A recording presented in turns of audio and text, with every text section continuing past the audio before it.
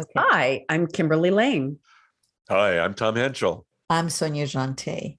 Together, we're unlocking leadership. We're three experienced executive coaches with very different disciplines. In every episode, we take a question from a real client and provide key insights to address their challenges from our three different perspectives. It's a holistic approach to understand challenges and opportunities. Let's get to it. Our question today is from Lorena in Austin. Prior to COVID, in one of our meetings after the meeting, oh boy, we wondered what our boss would do if he knew what we said when he's not around. I'm now being promoted to work with a new group and want the group to experience me in a positive way. Your advice? Kimberly, Ooh, what I should love this. Lorena focus on? Like this one. Lorena, I congratulate you for wanting to do things differently. It sounds like your current environment, current culture, your current boss doesn't really allow for, I don't know, psychological safety, if you will, or just the ability for people to speak up and talk about how they're feeling and transparent communication. So good for you for wanting to make a culture shift. I am assuming that you are going to be working with a new group that does not know you currently. So I'm going to make that assumption. So given that, when you start your new position, I would highly encourage you to basically state your intention that you really want to create an open two-way street of communication, and you want to know how you're doing, and you want to hear feedback, and you want people to share what's going on and talk about it. And you want to create and foster that kind of a trusting, psychologically safe environment with your team in your group. So, stating your intentions and actually saying, I want to hear what you guys think of what I'm doing. And you're really trying to be vulnerable and opening up yourself, which I think is great from building a trusting perspective. Secondarily, I would also encourage you in these groups periodically, and then also in a one-on-one conversation with each of your group members, is ask them, how am I doing? How can I support you? And then secondarily, what should I continue to do? What should I stop doing? What should I possibly improve upon? So you're basically asking them on a continuous basis, how am I supporting you? Am I supporting you enough? What can I do differently? What should I stop doing? What can I improve on? And what should I continue doing to support you? So I'll kind of start there with where I think you need to go with that, Lorena, and I'll transfer it over to Sonia. Okay. So that meeting after the meeting, God bless Brene Brown for putting that in the book, because I think for many people, those meetings happen for different reasons. So the first thing I would challenge you with, Lorena, is if you actually made a list of all of the reasons why you guys had the meeting after the meeting, and you looked at those things and you said, okay, those would be things that if I was now introducing myself to a new group, I would address. I would basically say one of the things that I would appreciate doing in this group is X, Y, Z, whatever it is. Because take whatever it was that you experienced and apply it in a positive way. I think it's so important to take things that didn't work and figure out how to make lemonade. Building on what Kimberly said, one of the advices that I give every single one of my leaders, particularly when they're going to go in and start working with a new group, is I said, you have to have the setting expectations conversation one-on-one with every single one of them. And the setting expectations conversation starts with asking them, what is it that you're looking for in a leader? What is it that you're looking for from me? What is it that you want, in terms of out of your career? So you hear from that individual all the expectations that they have. Then you get to set your expectations. Here are my expectations of what I want in my team, what I would want from you, so that they recognize that in communicating and in effectively building a strong group that doesn't have to have a meeting after the meeting, we're balancing the scales. We're understanding what it is that we each bring to the table. Then you have that as a baseline. Now you start building, having your meetings and whatever, and you make it safe, like Kimberly says, for them to give you feedback, because you now have, if you will, a way to sort of gauge boy, did we like spend a lot of time. Let's say I'm going to make something up. If everybody said we spent all the time on data and no time on stories, but you realize that for the last 3 meetings, you've had to have a lot of data, you can then use that and bring that up into context as to why there has been no stories. So eventually it becomes clear that the group is safe because there's a feedback-rich environment that is based on understanding each other. So that's where I'm going to leave it at this point. Wow, this is fascinating. So first off, Kimberly, I just want to say, when I read the letter from Lorena, I thought the exact same words, psychological safety. I thought the exact same thing, that if they're talking behind the boss's back, then the boss, I guess, ain't somehow willing to hear it, which means Correct. somehow it's not safe, right? So I love the fact that you go to ask for feedback. You're talking about, start, stop, continue feedback, all that. You're talking about it too, listening. I want to add two different things. In other words, I want to keep everything both of you have talked about and build, because I think it's all important around this idea. I think there's two dimensions you can think about, Lorena, when you think about building psychological safety. One is, and they balance each other, by the way. One could be high, one could be low, whatever. But here's one. The first one is this idea of accountability. If you're leading the team, you need to hold people accountable, and they want you to.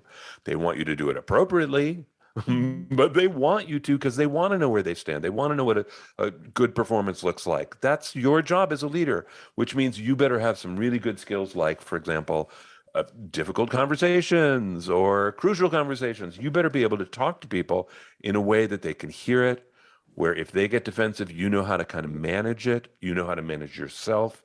That's one part, these accountability conversations. And the second one is the idea that you are actually going to welcome mistakes, which is not how we tend to approach work. We think that's not what we're rewarded for. But if you would really want to make it psychologically safe, you have to let people know that mistakes are just learning opportunities. We all make them. I make them too. Let's get on with it. But think about that in balance with accountability. Those two things together, if you can balance them out, that's going to help create some safety. Mm-hmm. And along with that, I like it to demonstrate. I mean, Lorena, you have to demonstrate this vulnerability. You have to demonstrate, or, say to the group when you make a mistake, so that they start feeling safe in doing the same. So you're the leader. So you showing by example is extremely important. So you're starting it all. You're starting that psychological safety by how you express yourself in vulnerability from Brene Brown, right? That's her word too, right? Mm-hmm. Right. So I guess the one thing that I do want to go back to is you said that you want the group to experience you in a positive way. So another piece of advice I always give any leader that I'm working with is people never forget how you made them feel.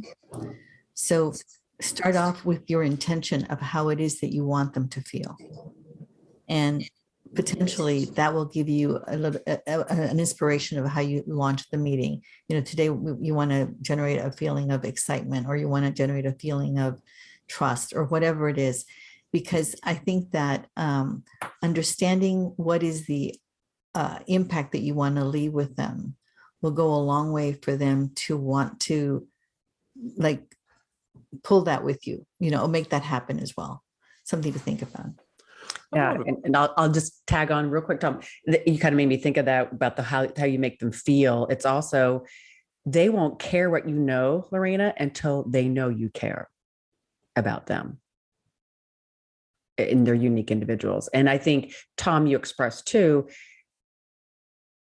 understanding what's the best way to communicate and create that psychological safety with each one of your team or group members, because they all may be different, and how, could be data versus more feeling versus, whatever. You really need to start getting in tune with your people on how they like to express themselves, how they like to be led. Are they shy? Are they introverts, extroverts, what it is? But you need to start getting that pulse too. That can be a whole entire another conversation. Wow, that's so funny that you went there, Kimberly, because I was going someplace that's like right next door to that. Knock, knock. yeah, adjacent, huh? it is. It's the same idea, but from the other side, which is, so for her, one of the, and this for anybody, I mean, anybody can do this, but I was thinking about it particularly for Lorena, if you're going to think about this idea of making a first impression and all that. One of the challenges that I give people a lot of the time is start to track the first thing out of your mouth in response to an idea, in the response to anything, right? What do you tend to lead with? Because some people are contrary, like, wait, have you thought about this, right? And sometimes they lead with problem solving or skeptical or whatever, and that's a style like you're talking about, Kimberly. So I want to say, yeah, Lorena, watch your first comments Interesting. and see if you can track them and see what you're painting, and then connect them to what Sonia talked about, which is, what's your real goal here? If you want people to feel safe, is a skeptical nature going to be helpful? Because in some environments, by the way, it is, but be intentional. You know, I agree with Tom, and I'll just share something that is up to her if she wants to do this, because I think nothing's more powerful than hearing your own voice. And that is, if possible, tape yourself. Actually record yourself in the first couple of meetings. Oh, and I listen. listen to it and then say, what impressions would I have walked away with? Oh, that's great. Because if you get that kind of information early on, then you'll immediately track into what Tom just said. My first thought when anybody, the other thing is that there are certain statements that have been overused in our culture and in our world, sometimes in the own company. And so sometimes people translate that to something else. So I'll give you an example. There was in a company that I used to coach at, that whenever people didn't really want to debate somebody, but they really didn't think the idea was good, they would go, oh, that's interesting. Oh, that's interesting. So it's a very neutral statement that one. Well, a little dismissing, it could be. But exactly. So the only thing is, tape yourself. It'll be interesting to hear what you understand about. One thing about taping yourself, because I've been talking about that with people too, and here's what I used to say.